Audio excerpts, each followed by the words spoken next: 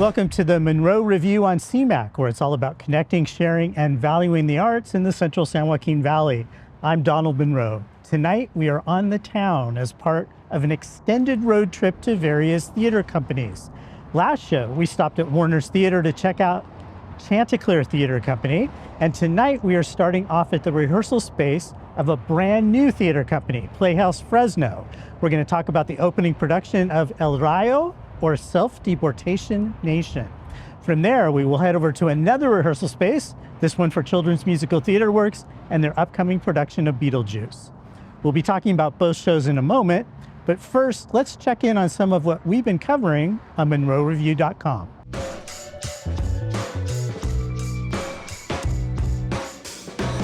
Speaking of theater, critic Heather Parrish has reviews of 3 shows currently running. At Selma Arts Center through June 13th, it's Grease, and Heather gives it a strong recommendation. This isn't simply retro comfort food.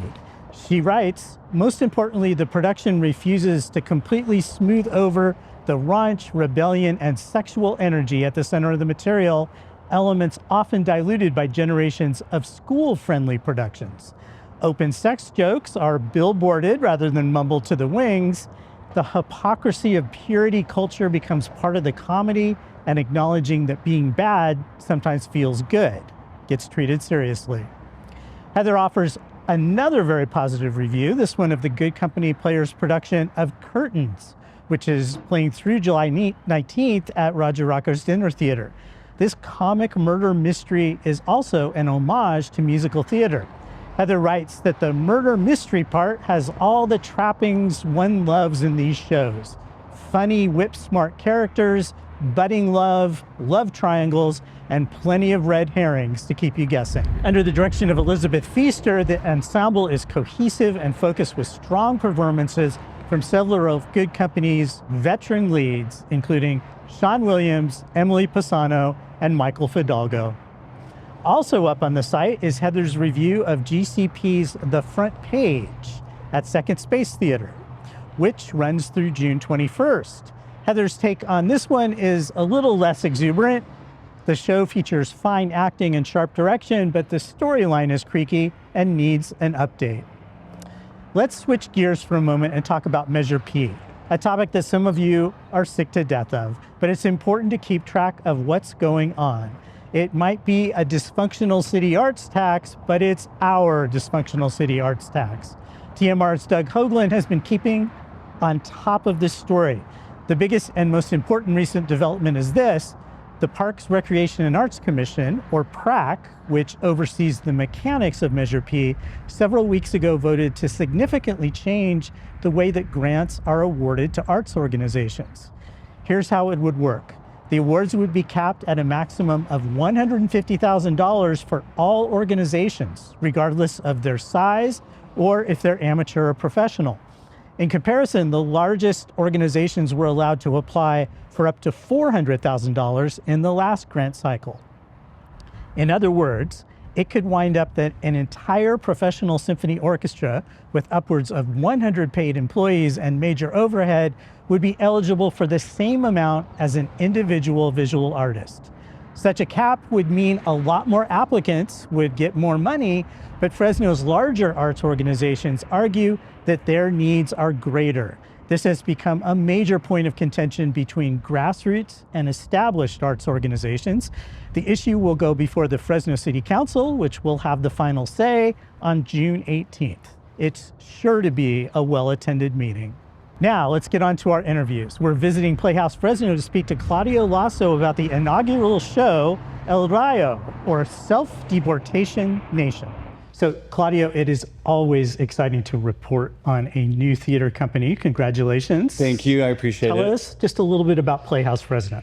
Yeah, Playhouse Fresno is something that I've been thinking about for the past 2-ish years that I've been trying to make. But thanks to Measure P funding, now we are actually able to do our first production without worrying too much about scrounging for money. But our goal is to develop original works by playwrights in Fresno and also in the Central Valley at large. And also to make theater more accessible. So, doing some actors workshops in the future that are free to the public.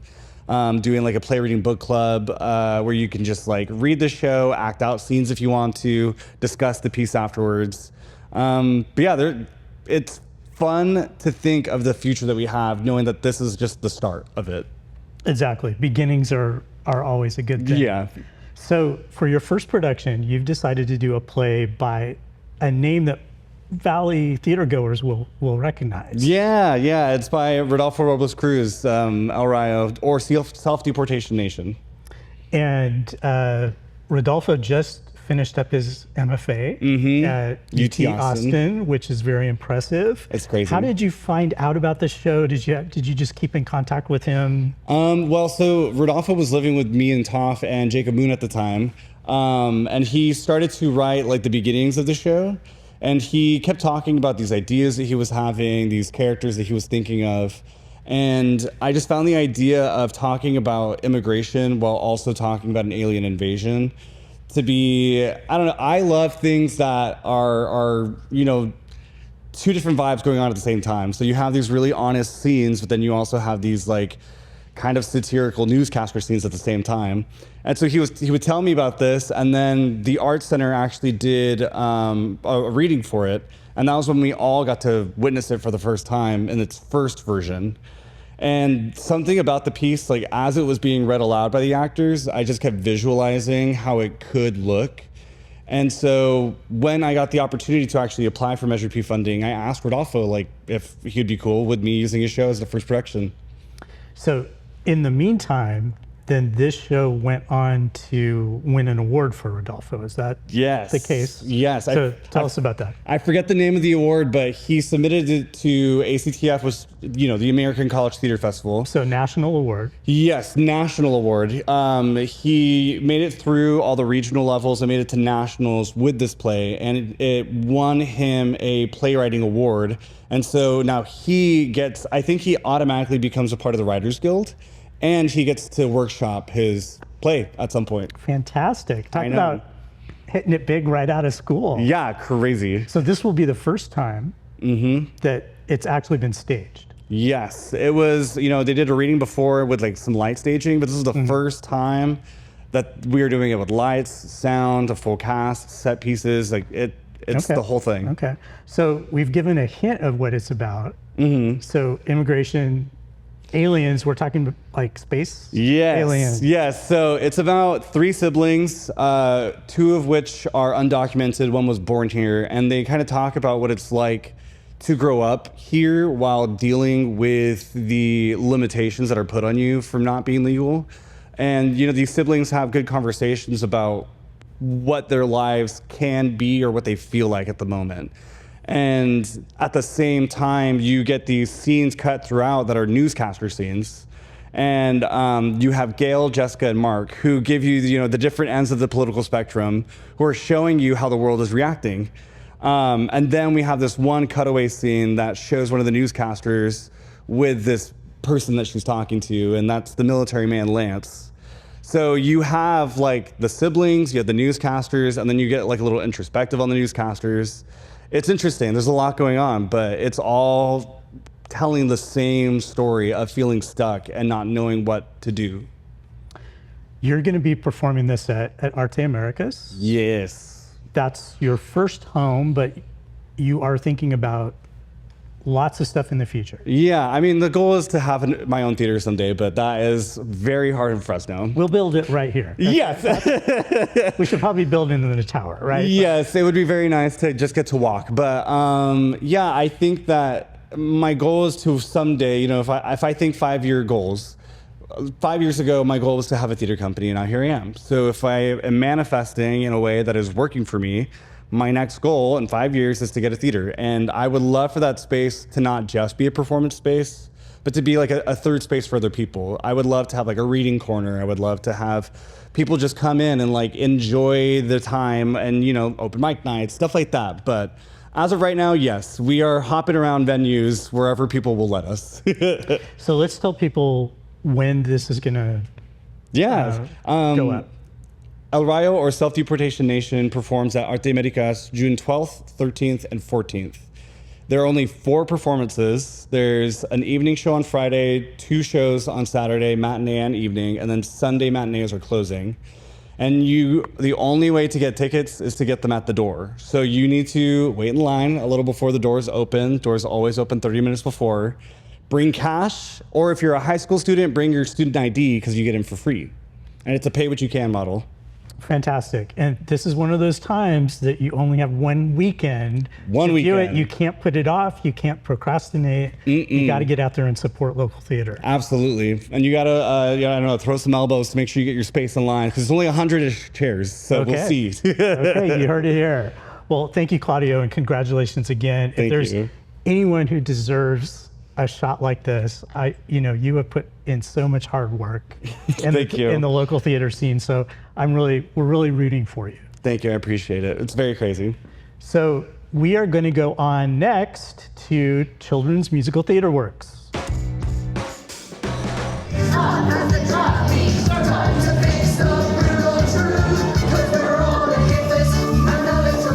So we are on stop 2 of our theater tour. We are at the rehearsal space at the Sierra Vista Mall for Children's Musical Theater Works. Beetlejuice Jr., we've got RJ and Artie. And you are 2 Beetlejuices. Now, first of all, explain to us, why are there 2 of you guys? Because the show is a double cast, so for some nights it'll be one cast, and for the other nights it'll be a whole nother cast. So we just watched you going through a pretty crazy number, and the 2 of you then have to just alternate and go back and forth. Yeah, that's basically what a double casted show is. It's just alternating back and forth, but it really gives a lot of opportunity to watch and practice and just pick up your own things.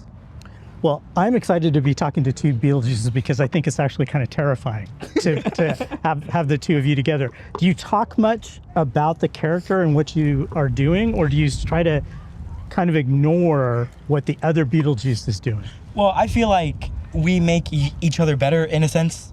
We're always watching to see what the other person does, and we kind of take notes, but we also make up our own things, which the other person could take off, and we kind of just work together by just literally working together. Yeah. Now, one issue about this role, and it's kind of a famous role in terms of what it does to your voice. So I'm curious, are you doing the Alex Brightman raspy voice? In order to have a long and successful theater career, me personally, I'm going to be putting my own spin on the character and avoiding the voice just so I don't suffer. It's pretty crazy when you listen to the cast album or if you see the national tour. Yeah. He must have had, or those Beetlejuices have to have specialized vocal training to be able to pull it off. Oh, yeah. What about you? What's your Beetlejuice voice?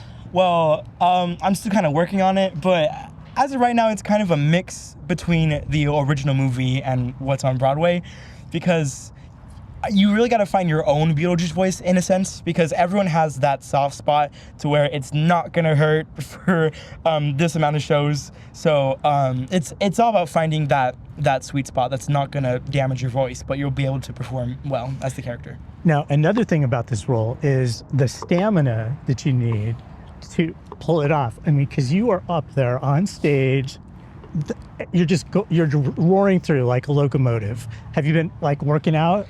Yes, a lot of vocal exercise and running in place. Our vocal director, Mandy Everson, and our director, Josh Montgomery, made it very clear to us that we need to breathe and we need to pick where we're going to breathe so we don't sound out of breath while performing.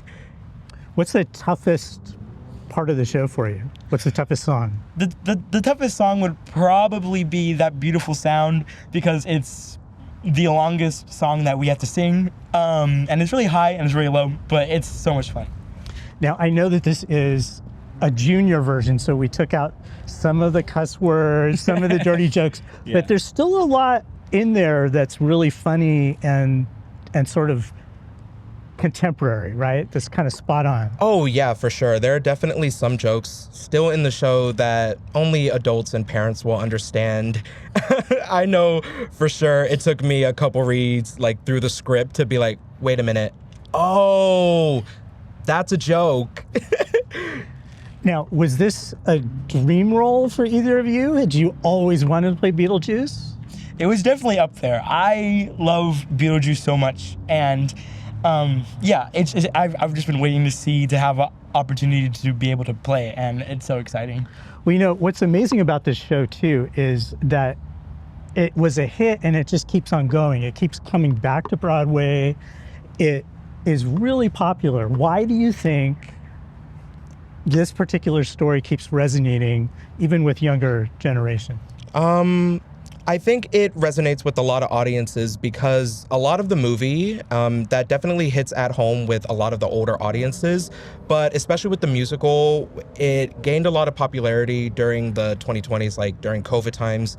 So when everyone was stuck at home, couldn't go out, all they could do was, just listen to musicals. That's where I feel like Beetlejuice, the musical, hit its prime. And it especially resonated with a lot of the older audiences and younger audiences, especially because of the theme of, just you're young and you want to be heard and you don't want to be ignored by your older peers. So me personally, that hits at home like a lot.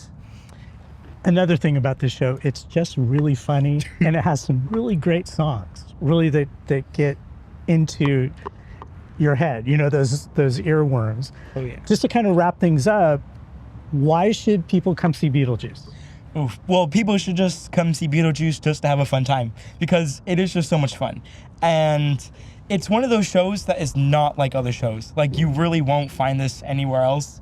And that's what makes it so amazing because it's so different and it's so much fun. People will say, oh, it's a musical, and they have this image of it being, like Oklahoma or something like that. This is different. Oh, for sure. And honestly, people should come and see this musical just because it's such a funny show with a lot of great music and such amazing choreography.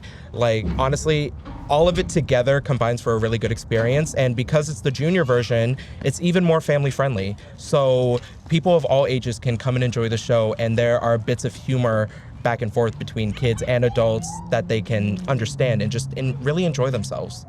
So last question, if I have two Beetlejuices, do I have to say your name 6 times?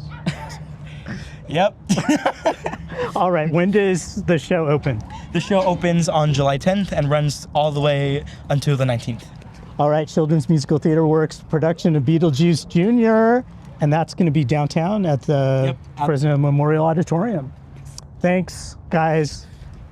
Good luck going back to rehearsal. You're working hard. Thank you. Thank you. Well, that wraps it up for this month's episode of the Munro Review on CMAC. Be sure to keep up online at munroreview.com for previews, giveaways, profiles, reviews, and more. A big thank you to our volunteer crew, and I thank you to our guests. And for all of you, please keep exploring and supporting the local art scene. We'll see you next time.